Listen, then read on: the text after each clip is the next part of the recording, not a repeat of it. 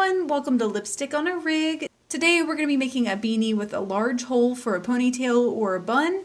For this project, I'm going to be using size 4 medium weight acrylic yarn, and I'm just going to be using 2 skeins that are the exact same color, and that is eggplant.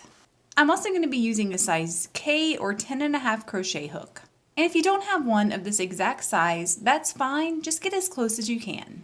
So for this project, go ahead and grab both ends of your yarn, and what we're going to do is we're going to work these simultaneously like they are one strand. And one thing to note is you can always take a skein of yarn and divide it in half and use those 2 end halves as well. So what we're going to do is we're going to tie a slip knot to attach our crochet hook to.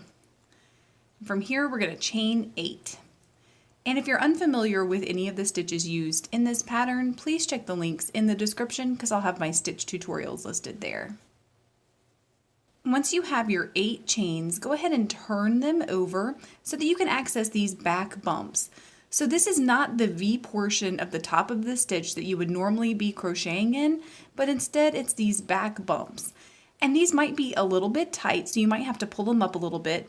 But what you're going to want to do is place 1 slip stitch in each of these back bumps, and that includes the back bump directly beside your crochet hook.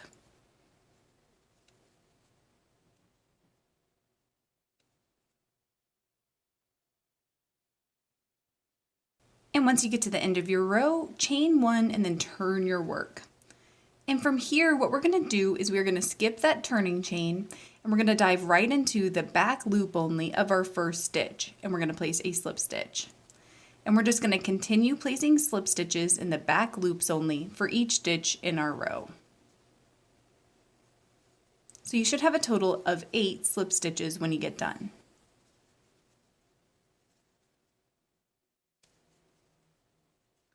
And I should have mentioned this earlier, but you can always use a chunky yarn in place of these 2 strands. So when you get to the end of your row, go ahead and chain 1 and turn your work again. So from here, we're just going to repeat that last row, placing 1 slip stitch in the back loop only of each stitch in our row, chaining 1 and turning our work.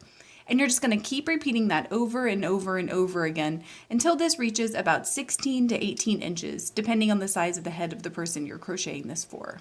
Once you've gotten this to your desired length, which for me was 18 inches, what you're going to want to do is make sure that you have ended on a row that is on the opposite side of your starting tail.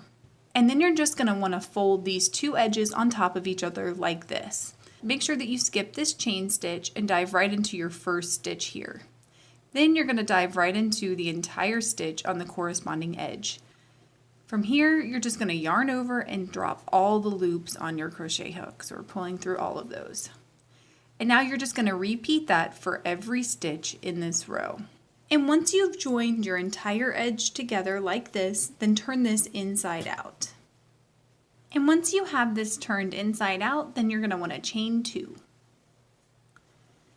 And I went ahead and sectioned off my brim into 4 equal parts like this. And I'm just using scrap yarn to indicate those. So what we're going to try to do is place 12 double crochets in each of these sections. And since we don't have traditional stitches, you're just going to have to crochet into these available loops here along the edge of the brim. So this chain 2 is going to count as our first stitch. So now I'm going to crochet over my starting tail. And so to do that, you're just going to line your starting tail up along the edge of the brim. And we're just going to find available loops along the brim to place double crochets. And what I'm going to do is I'm just going to crochet over the tail like that. So go ahead and place 12 double crochets along the edge of your brim in each of your sections. And when you get done, you should have a total of 48 double crochets. And keep in mind that this does include that chain 2 stitch that we started with. And once you have your 48 double crochets in place, it should look something like this. So now what we're going to do is we're going to begin a continuous loop pattern, which means we won't be starting and stopping each individual row, but instead this is going to act as more of a spiral. So to begin that, we're going to start by placing a front post stitch around our chain 2. So I'm going to show you how to do that. So go ahead and yarn over and then insert your crochet hook up around the post here. So this is not the V portion of the stitch, but it's more like a stem here. So then you're going to yarn over and pull through that post. And then you're just going to finish out your double crochet. So you're going to yarn over and drop 2 loops, yarn over and drop 2 loops. And that's how you place a front post stitch. So now go ahead and place a front post stitch in the next 2 stitches. So once you have your 3 front post stitches in place, then we're going to switch to back post stitches. So it's going to be a similar process. So you're just going to yarn over, but instead you're going to insert your crochet hook from the back, come around the front, and then back around to the back again, like this. And then you're going to yarn over and drop your post, yarn over and drop your 2 loops, and then yarn over and drop your last 2 loops. So go ahead and place 2 more back post stitches.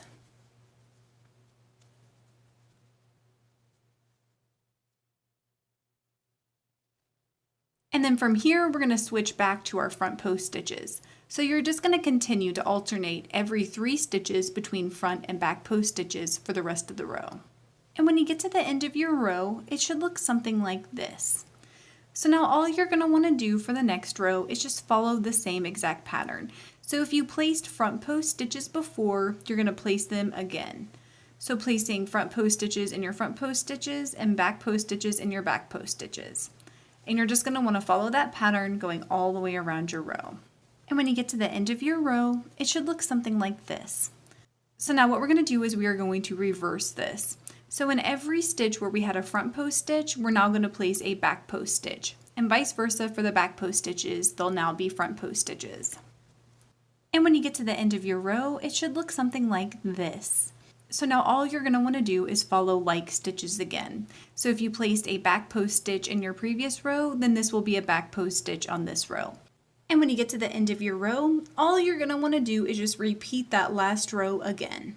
And when you get to the end of your row, it should look like this. So now what you're going to want to do is just repeat the steps that you made for this entire cycle again.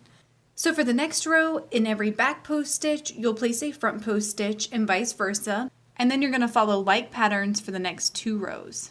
And after you've repeated that cycle one more time, it should look like this. And so to finish this off, what you're going to want to do is place 1 single crochet in the first 3 stitches, and then place 1 slip stitch in the following 3 stitches. And then you're just going to cut and tie off your yarn.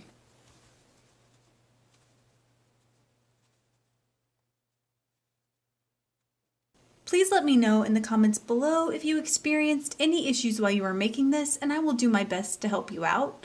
If this video helped you, please give it a thumbs up and consider subscribing to my channel, Lipstick on a Rig. Thank you so much for working with me, and I hope you have a wonderful, awesome day.